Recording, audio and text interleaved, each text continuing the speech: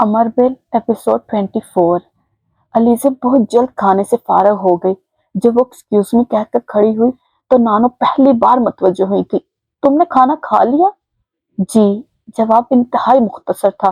तो बैठो ना अलीज़े, कॉफी पीते ही खट्टे। नहीं नानो, मुझे कुछ काम है, इसने कहा था। भाई उमर, अलीज़े को तुम्हारे गिफ्ट बहुत पसंद आए, बहुत तारीफ कर रही थी।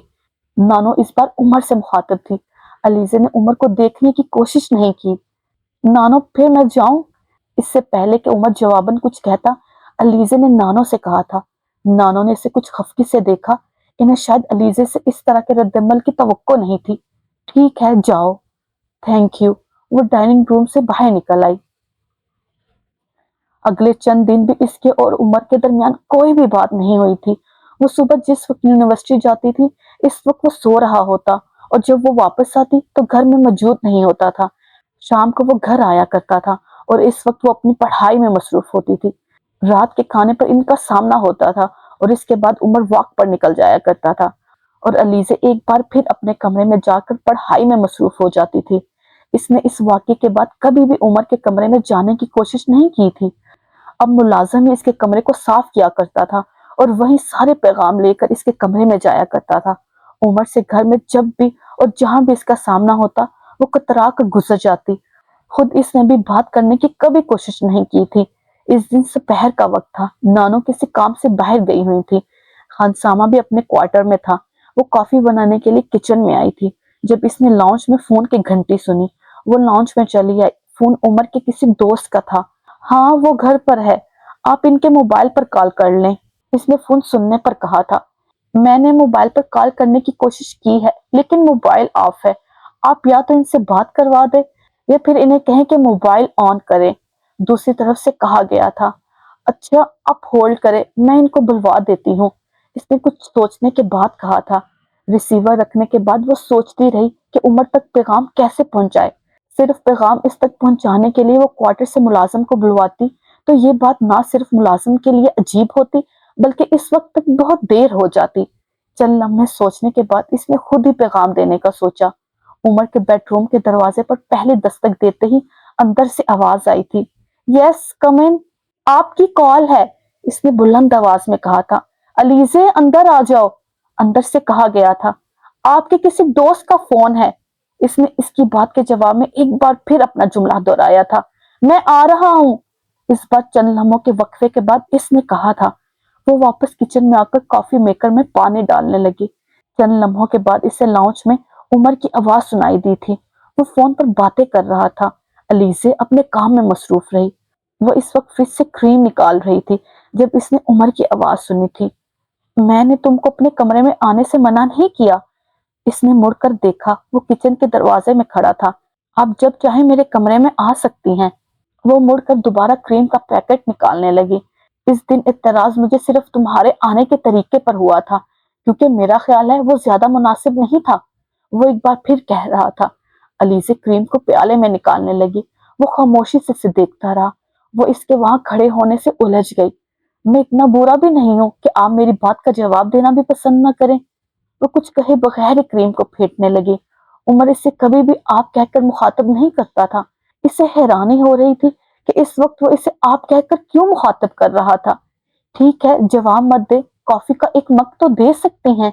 इसकी अगली फरमाइश ने अलीज़े को कुछ और हैरान किया था। वो आगे बढ़कर किचन में मौजूद डाइनिंग टेबल की कुर्सी खींच कर बैठ गया। अलीज़े कुछ शशोपंज में गिरफ्तार रही। फिर अपनी साबका खामोशी को बरकरार रखते हुए इसने एक की बजाय कॉफी के दो मग तैयार करने शुरू कर दिए। कॉफी तैयार करने के बाद इसने दोनों मग उठाए और एक मग उमर के सामने मेज पर रख दिया। दूसरा मग लेकर वो किचन के दरवाजे की तरफ बढ़ने लगी तो इसे उमर की आवाज सुनाई दी। आप कॉफी मेरे साथ बैठ कर पिए, मुझे कुछ काम करना है, इसने जवाबन कहा था। मैं आपका ज्यादा वक्त नहीं लूंगा, कॉफी पीने में ज्यादा से ज्यादा 5 मिनट लगेंगे, इसने एक बार फिर कहा। नहीं, मुझे यूनिवर्सिटी का बहुत सा काम करना है, इसने सर झुकाए एक बार फिर इनकार कर दिया।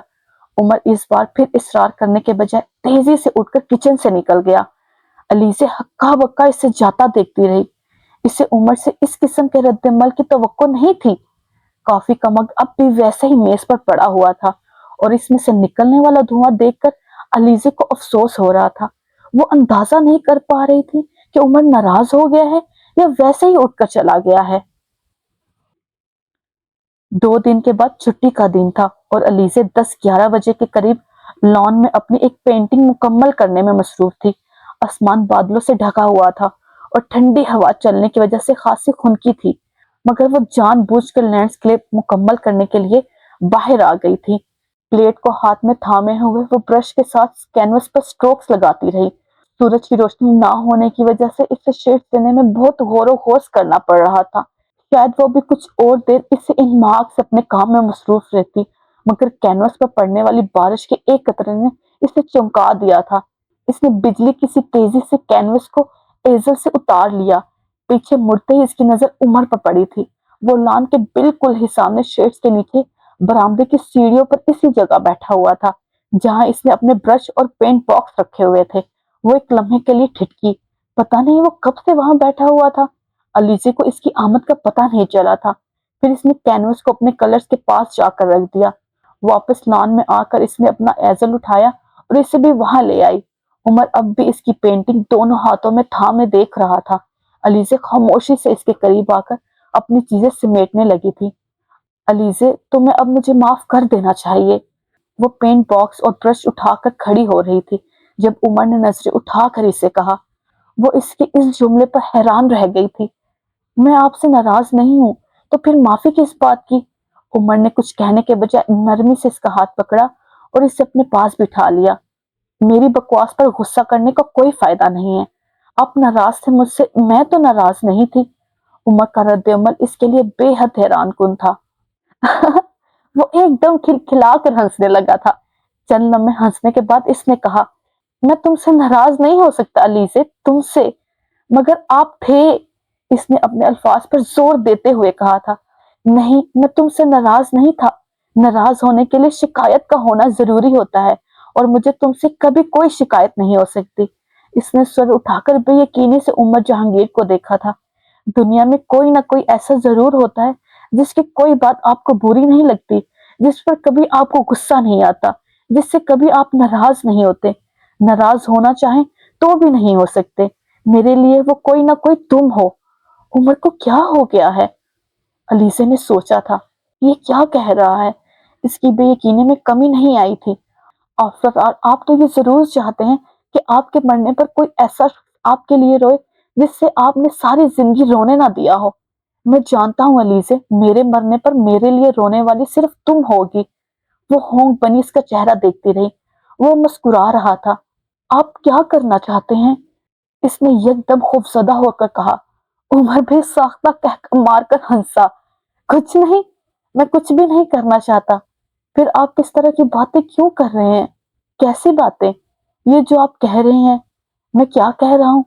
علیزے کی سمجھ میں نہیں آیا کہ وہ اس سے کیا کہے۔ وہ جانتے بوجھتے ہوئے، موت اور زندگی کے علاوہ بھی تو بہت سی حقیقتیں ہیں، مثلاً جیسا یہ کہ انسان کو اپنی زندگی اپنے ہی ہاتھوں ختم کرنے کا کوئی حق نہیں ہے۔ اس نے کچھ ڈرتے ہوئے کہا تھا۔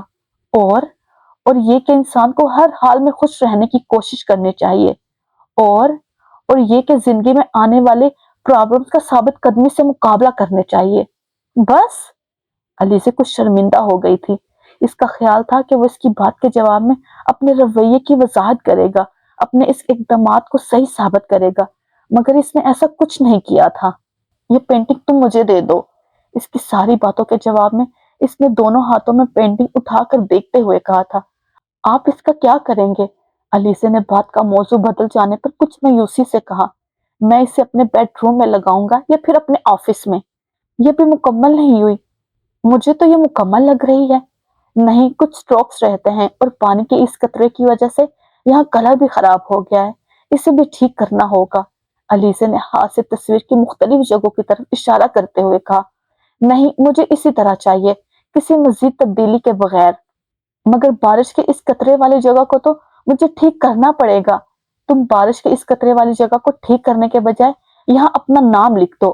مگر کچھ نہیں، بس تم برش لو اور یہاں اپنا نام لکھ دو۔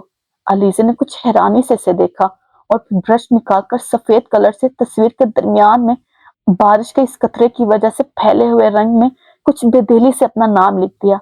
वो बड़ी दिलचस्पी से सारा अमल देखता रहा और जब इसने अपना नाम लिख दिया तो इसके चेहरे पर एक बार फिर मुस्कुराहट नमदार हुई थी। हाँ ठीक है, अब ये मुकम्मल हो गई है, इसने अलीसे के हाथ से पेंटिंग लेते हुए मुतमईन लहजे में कहा था।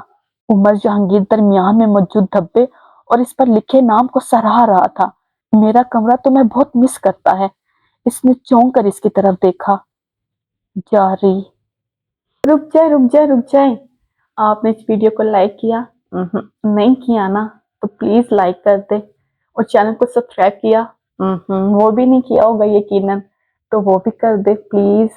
और एंड पे कमेंट किया आपने? नजर आ रहा है आपने कमेंट नहीं किया, तो वो भी करें ताकि पता चले ये वीडियो कहाँ से देखी जा रही है। टेक केयर, ओके, अल्लाह हाफिज, take care, tata, bye bye.